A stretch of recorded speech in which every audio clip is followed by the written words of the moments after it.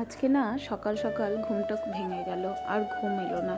তাই ভাবলাম উঠে সকালেই ছাদে যাই। তো ছাদে এসে দেখলাম যে সব গাছগুলো কেমন শুকিয়ে গেছে, আর এই অপরাজিতা গাছটা বেশ ঝাঁকড়া হয়েছে। তাই এটা ছেটে দিলাম। যেহেতু অতিরিক্ত বৃষ্টি হচ্ছে, তার জন্য খাবার দেওয়া একদম টোটালি বন্ধ ছিল সব গাছে। তো কালকেই আমি খাবার সব গাছগুলোতে দিয়েছি, কারণ বৃষ্টির জন্য বন্ধ থাকায় গাছগুলো খাবার পাচ্ছিল না। তাই ভাবলাম যে খাবারগুলো দিয়ে দিই।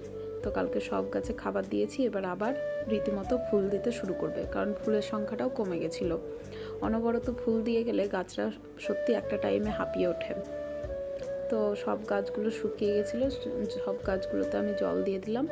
তারপরে এইদিকে দেখি পাতাগুলো, যেহেতু পদ্ম পাতাগুলো একটু চেক করতে হয়, কারণ বড় বড় ল্যাথ পোকা হয়। ওই ল্যাথ পোকাতে না পাতা ফুল সব খেয়ে নেয়। সেই জন্য মাঝে মধ্যে পদ্ম পাতা উল্টে উল্টে দেখতে হয় যে কোনো রকম কোনো পোকামাকড় আছে কি না। আর এখানে আমি সব ফুলগুলো তুলে নিলাম, যে কটা ফুল হয়েছে। দেখো গাছে না ফুলের সংখ্যা কতটা কমে গেছে, বৃষ্টির জন্য যেহেতু খাবার পড়ছে না। তারপর আমি নিচের বাগানটায় চলে এলাম। নিচের বাগানে এসে দেখি এখানে 3টে ছোট ছোট গোলাপ ফুটেছে, কিন্তু এই গোলাপগুলো এই শীতের সময় বেশ বড় আকারের গোলাপ হয়। এখন যেহেতু গরমে সেরকমভাবে ফুলগুলো বেড়ে ওঠে না। গোলাপগুলোর সাইজগুলো একদম ভীষণই ছোট হয়ে গেছে, এই দেখো। আর এই ফুলগুলো শীতে বিশাল আকার নেয়। আর এইদিকে দেখেছো গাছের গ্রোথ দেখো, বৃষ্টি হওয়ার জন্য কি ভালো গ্রোথ হয়েছে। চারিদিক যেন একদম গাছের পাতাগুলো একদম চকচক করছে, গ্রোথ খুবই ভালো হয়েছে। আর এইখানে আমি একটা ছোট্ট টগর ফুলের গাছ কিনেছি, দেখো কত ফুল। চলো এবার গাছের কাজ শেষ, এবার যাওয়া যাক ঘরের কাজে। প্রথমেই আমি কিছু ডিপ ফ্রিজ থেকে মাছ বের করে রাখি, কারণ মাছগুলো বের করে না রাখলে রান্নার টাইমে এদের আর ছাড়ানোর ক্ষমতা আমার থাকে না।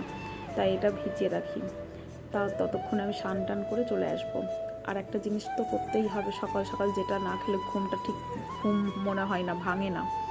তো চা করে নিলাম, এখানে আমার আর কাজের মাসির চা করে নিলাম। যেহেতু বরমশাইয়ের জ্বর, ও তো ঘুমাচ্ছে, তো আমরা দুজনেই এখন চাটা খেয়ে নেব। আর এই চায়ে আমি আর একটা জিনিস মেশাই, এইভাবে তোমরা কারা কারা খাও অবশ্যই কমেন্টের শেষে বলো, কারণ আমাদের বাড়িতে ওটা কেউ খায় না, তো সেটা আমি চায়ে দিয়ে খেয়ে নিই। এখানে মাসিকে চা দিয়ে দিলাম, তারপর আমি তোমাদের দেখাচ্ছি।